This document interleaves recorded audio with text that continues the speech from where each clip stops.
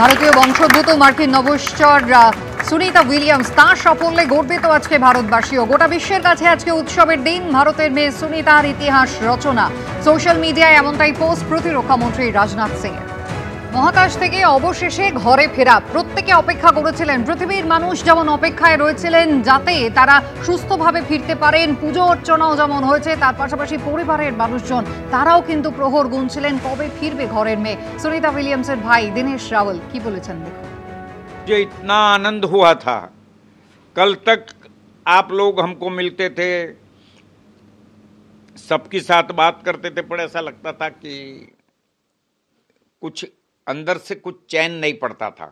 और इसमें ऐसा लगता था कुछ खराब हो जाएगा, अच्छा हो जाएगा, खराब हो जाएगा। तो बहुत कल परेशान था मैं। मंदिर में गया, यज्ञ करवाया, गांव में माता जी की आराधना सब लोगों ने करवाई।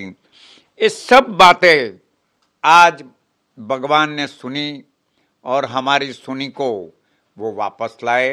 हमें बहुत आनंद है, बहुत आनंद है। जब उन्हें देखा तो हमने, आप देख सकते हो कि घर के अंदर भी हमने फूल उछाड़ कर और घर के आगे तोरण लगा दिया। आसोपालव अपना शुभ प्रतीक है, तो आसोपालव का तोरण लगा दिया और आनंद से हम सब घर के लोग कूद पड़े थे। সুনিতা উইলিয়ামসরা ঘরে ফিরলেন একেবারে দীর্ঘ 286 দিন মহাকাশে কাটিয়ে নিরলস গবেষণার পর অবশেষে তারা ঘরে ফিরলেন। আপাতত পুরোটাই কিন্তু চিকিৎসার মধ্যে থাকতে হবে, নজরদারির মধ্যে থাকতে হবে। শারীরিক পরিস্থিতি যতদিন না স্বাভাবিক হচ্ছে, পৃথিবীতে থাকার মতো হচ্ছে, ততদিন পর্যন্ত কিন্তু তাদেরকে একেবারে চিকিৎসকের পরামর্শ নিয়ে যেতে হবে। আমি দেবীপ্রসাদ বাবুর কাছে এই জায়গায় আসবো। দেবীপ্রসাদ বাবু, চন্দ্রযান 3-এর সাফল্য কিন্তু আমাদের মহাকাশ গবেষণার ক্ষেত্রে ভারতবর্ষকে এক ধাপে অনেকটা এগিয়ে দিয়েছিল, আমরা বলেছিলাম। তারপরে আমরা সকলে অপেক্ষায় রয়েছি গগনযানের জন্য।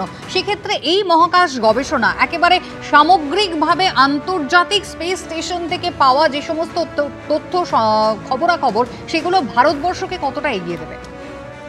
খুব প্রাসঙ্গিক একটা কথা আপনি প্রশ্ন তুলেছেন। কারণ আমরা জানি যে ভারতের মহাকাশ বিজ্ঞান এখন এমন একটা জায়গায় পৌঁছেছে এবং যে গতিতে এগোচ্ছে, শুধুমাত্র ভারতীয় নয়, সারা পৃথিবীর চোখ রয়েছে কিন্তু ভারতবর্ষের দিকে। তার কারণ হচ্ছে পরপর কয়েকটা ঘটনা, কয়েকটা প্রজেক্ট ভারতের ইসরোর বিজ্ঞানীরা নিয়েছেন। চন্দ্রযান 3-এর সফল অবতরণের পর থেকে এর মধ্যেই ঘটে গেছে। আমরা জানি যে স্পেস শাটলের কথা আমরা খুব জানি। আমরা কজন জানি যে ভারতীয় প্রোটোটাইপ স্পেস শাটল সেটি দুবার কিন্তু সফলভাবে উড়ান করে ফিরে এসেছে পৃথিবীতে। RLV, রিউজেবল লঞ্চ ভেহিকল, যার নাম দিয়েছেন বিজ্ঞানীরা পুষ্পক রথের নামকরণ করে। আমরা অনেকেই হয়তো জানি না যে অন্তরিক্ষ থেকে পৃথিবীকে দেখার কাজ এই গত 40-50 বছরে ভারত কিন্তু অগ্রণী ভূমিকা নিয়েছিল রিমোট সেন্সিংয়ে। কিন্তু সেই রিমোট সেন্সিংয়ের এক নতুন অধ্যায় শুরু হতে চলেছে এই বছরে, যখন একটি মহাকাশযানকে পাঠানো হবে যেটি মানব সভ্যতার ইতিহাসে সব থেকে দামি, সব থেকে খরচের মহাকাশযান। সেই মহাকাশযানটার নাম নিসার, NISAR। তার মানে কি? NASA ISRO synthetic aperture radar. হ্যাঁ, পৃথিবীকে পাক খেতে খেতে প্রায় 4.5 বছর ধরে পৃথিবীর পুঙ্খানুপুঙ্খ সমস্ত তথ্য, এমনকি পৃথিবী থেকে 400 কিলোমিটার উপরে উঠতে উঠতে দুটো জায়গায় যদি জল ওঠানামা করে স্তর 1 মিলিমিটারের বেশি পাল্টায়, সেটিকে পর্যন্ত দেখতে পাবে। সেখানে হঠাৎ ইসরো এলো কি করে? এত খরচের ব্যাপার।